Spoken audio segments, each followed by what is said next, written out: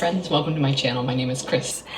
Today I am going to be talking a little bit about my stitching plans for 2026. 2025 has been a good year for me.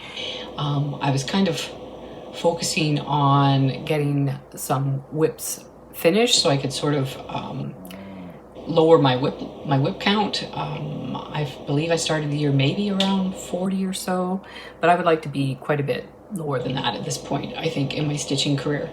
I kind of have a vision down the road what I would like my stitching to look like, but to get there I need to reduce my whip numbers. So I didn't do a lot of new starts this year. I worked my way through my whip list, spending a week on each whip, and that was great. I really enjoyed doing that. That seemed to be a good flow for me. So I do want to do something similar this year, but I'm going to mix it up a little bit. So one thing I'm going to do for 2025, I did have a couple of focus projects. One was my oldest whip, which is Walk with Dog, which is a pattern charted by Artisy featuring the artwork of Leonid Afremov.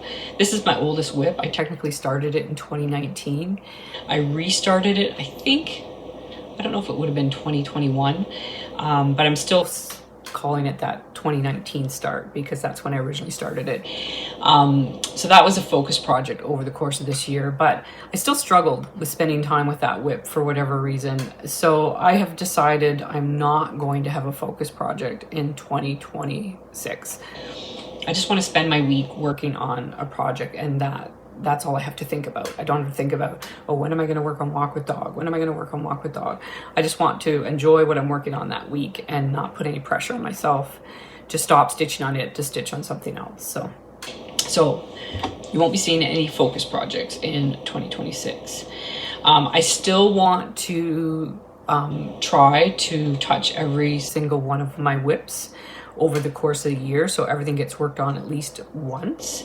But rather than working chronologically like I did in 2025, I am going to put all of those whips on a wheel, one of the decision wheels that you can get an app for, and I'm going to spin that. And I'm still going to work, I think, on each whip for a week, so I'm going to pick approximately 4 for every month and let the wheel pick which 4 I'm going to work on. And once they're picked, I'm going to deactivate them so that they're not going to get picked again until everything has been stitched on once, and then I'll deactivate everything and start over again. But I don't want to have the wheel keep bringing up the same project and it getting worked on multiple times and other things just sitting there. So that's how I'm going to kind of work that way to make sure everything gets touched. I'm going to continue to film monthly like I have been. That's a good schedule for me. And I'm going to have those 4 projects that I've worked on that I'm going to show you. But I thought it might be fun to do another little interactive thing this year like I did in 2024. In 2024, when I celebrated my 60th birthday, I was doing a new start every month, and I would allow you guys, the viewers, to pick from 3 different potential things that I could start the next month, and you guys would sort of vote on what you'd like to see me start.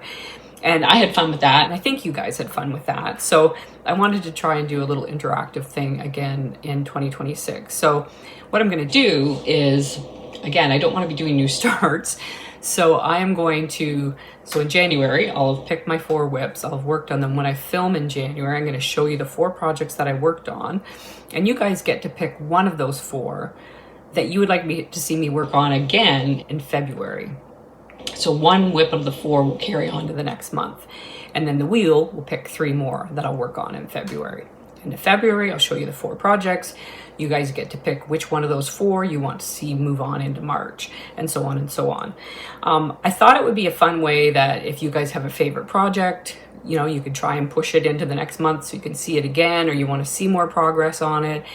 Or if you see something you think, Chris, you should be getting that finished, you're close to a finish, or you haven't worked on that very much, like Walk with Dog, then you could pick that one to try and, encourage me to keep working on it or push it closer to a finish or get it finished, that type of thing. So I just thought it would be a fun way for us to interact down in the comments. So I'm calling it Battle of the Whips in 2026. So we'll see which ones sort of float to the top as favorites that get pushed through for multiple months. So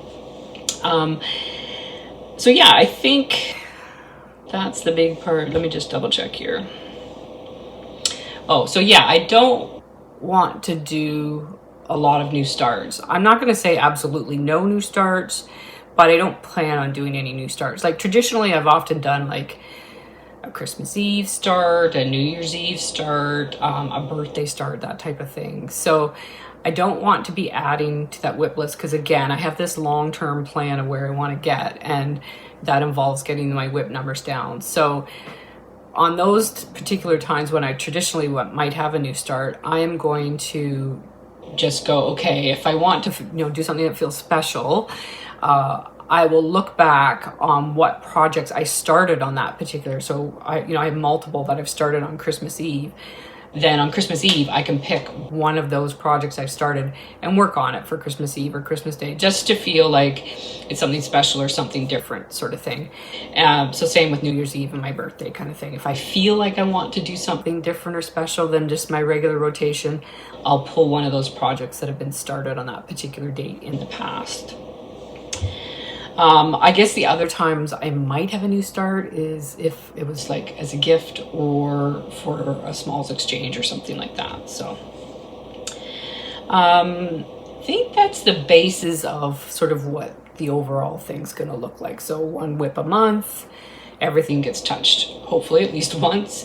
And the battle of the WIPs that you guys can participate in, helping me to push some projects forward that they might get some extra work. The other thing I think I want to have some fun with is 2026 is a Winter Olympics year. So in February, the Winter Olympics are happening in Italy.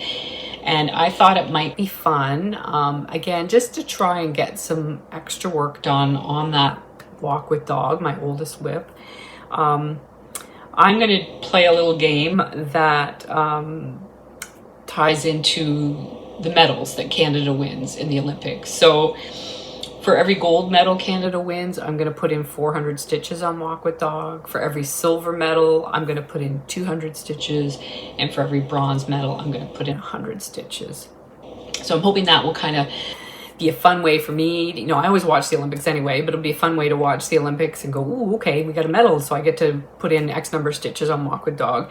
And again, I hope that will just help me get a little bit more progress on that and have a little fun during the Olympics. So that's the only sort of special thing I have thought of that I'd like to do next year. But over the course of the year, maybe other things will come up that I might do. But I'm looking forward, again, to just continuing basically working on my WIPs once a week, because that seems to work well.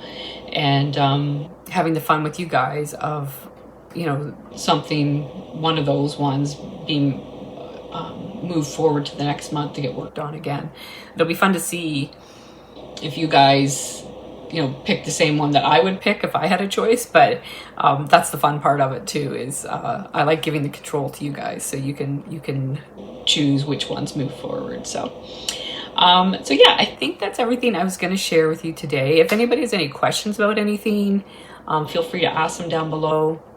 If you have any good ideas, or if you have some plans of what you're going to do with your stitching next year, I'd love to hear those down in the comments, because I'm always looking for fun ideas or different things to do. So yeah, I hope everybody has a wonderful holiday season, and I will be filming a video at the end of December with my year-end wrap-up, showing you everything that I carried over into 2025, everything I started in 2025, everything I finished, all those statistics, that type of thing. So if you're interested about that, if you're interested in that, then feel free to come back and check out that video towards the end of December.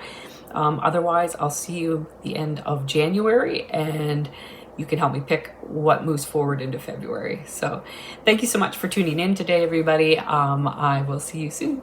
Bye.